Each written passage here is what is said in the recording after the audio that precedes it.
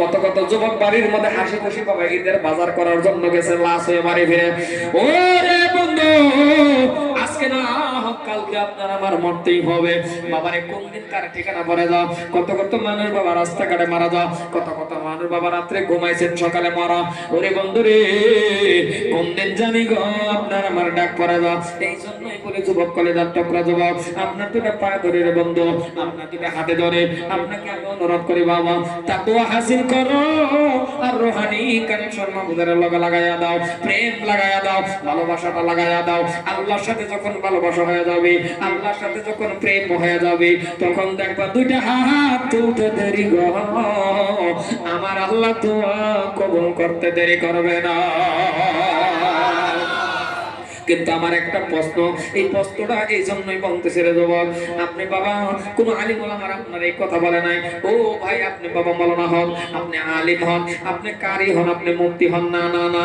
একজনে আলিম হয়েছে আলহামদুলিল্লাহ, একজনে হাফিজ সাহেব হয়েছে আলহামদুলিল্লাহ, একজনে মুফতি সাহেব হয়েছে আলহামদুলিল্লাহ, একজনে ডিগ্রি হাসিল করছে আলহামদুলিল্লাহ। কিন্তু আপনি বিয়ে পাস করছেন, এটাও কিন্তু খারাপ কথা না, ভালো কথা। কিন্তু আমার একটা প্রশ্ন হলো, আমার একটা প্রশ্ন, মানে আপনি যে এমএ পাস করলেন, আপনি বিয়ে পাস করলেন, কত কিতাব পড়ছেন জানেননি? 3-4টা আলমারি ভর্তি হয়ে যাবে বাবা, আপনার কিতাব পড়া শেষ হবে না।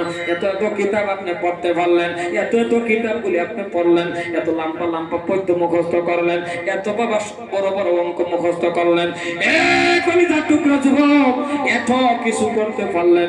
আমার আল্লাহর কালাম হাজা কালাম রাব্বি, সত্যিকার যেটা আল্লাহর কালাম, এই আল্লাহর কালামুল্লাহ শরীফটা বাবা 10টা সূরা মুখস্থ করতে পারলেন না।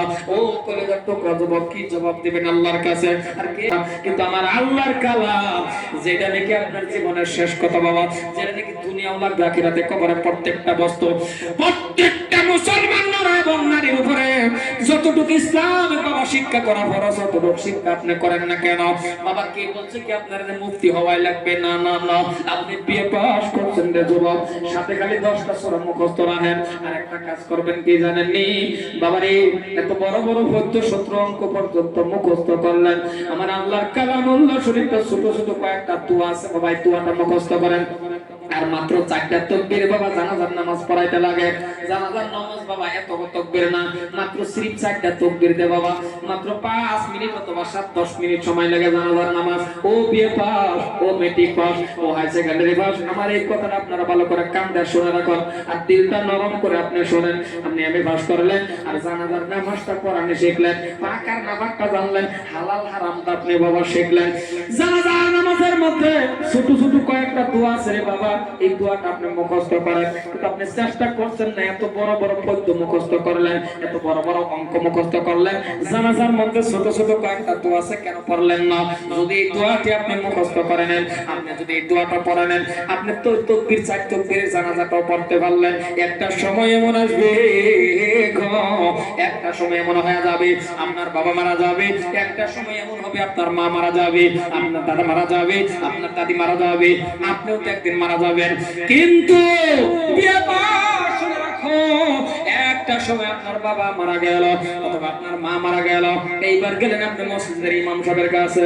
ও ইমাম সাহেব বাবা আসলো জানাজার নামাজটা পড়ানোর জন্য। ইমাম সাহেব যখন আসছে জানাজার নামাজ পড়ানোর জন্য, আপনি বাবা 2-3 নম্বর কাতারের মধ্যে খাড়া হইলেন, আর আপনি নিজেই বলতেছেন আমার বাবার জানাজার মধ্যে হাজার হাজার মানুষ পড়ছে বাবা, এত লাভ কি? এত হাজার হাজার মানুষের বাবা জানাজা, কিন্তু বিয়ে পাস, শুনে রাখো শুনে রাখো শুনে রাখো, 100, 150, 200 মানুষের জানাজা পড়লা, কিন্তু আগের কাতারের মধ্যে রে বাবা তুমি বিয়ে পাস যদি দাঁড়াইতে পারো, এই 100 মানুষই তোমার জন্য যথেষ্ট। কারণ মসজিদের ইমাম সব জানাজার নামাজ পড়াবে, সামনে থাকবে আপনার বাবা, আপনার বাবারে নিয়ে যখন জানাজার নামাজটা পড়াইবে রে বাবা, 1 ঘন্টা পর্যন্ত যদি ইমাম সাহেব জানাজা পড়া 1 ঘন্টা পর্যন্ত দাঁড়ায়া থাকে, আপনার কাছে আমার প্রশ্ন, ইমাম সাহেবের চোখ থেকে বাবা 1 ফোঁটা পানি আসবে না? ও মুসলমান, ও কলিজার টুকরা যুবক, শুনে রাখো, তুমি আমার দুশমন নয়, তুমি আমার বন্ধু। তোমার বাবার জানাজার নামাজ, তোমার মার জানাজার নামাজটা পড়ানোর জন্য আমাকে তুমি হায় মায়ের করে আনো, আমিও জানাজা পড়াইব। একবার দেখলে আরেকবার দেখবো না, কারণ দেখলে ভয় লাগে সাদা কাপড়। আমার চোখ থেকে ফোঁটা পানি আসবে না। ও কলিজার টুকরা যুবক, তোমার বাবার জানাজার নামাজটা পড়ানোর জন্য আরো দূরের থেকে মানুষ আনো, বাবা এক ফোঁটা চোখের পানি আসবে না। তোমার মুখে দাড়ি নাই, তাই হেলে কি হয়েছে? দাড়ি নাই তো নাই রাখবা, কিন্তু জানাজার নামাজটা পড়ানি শিখে রাখো। এই জানাজার নামাজ তুমি ছেলে হয়ে যখন দাঁড়াইবা, বাবা পিছনে কত মানুষ আছে তোমার দেখার দরকার নাই। তুমি যদি দাঁড়ায়া একবার যদি বলো আল্লাহু আকবার বলে নিয়ত করলা, তাকায় দেখলা বাবা তোমার দিল কেঁপে যাবে রে বন্ধু, তোমার অন্তরটা কেঁপে যাবে, তোমার অন্তর কেঁপে যাবে, তোমার অন্তর।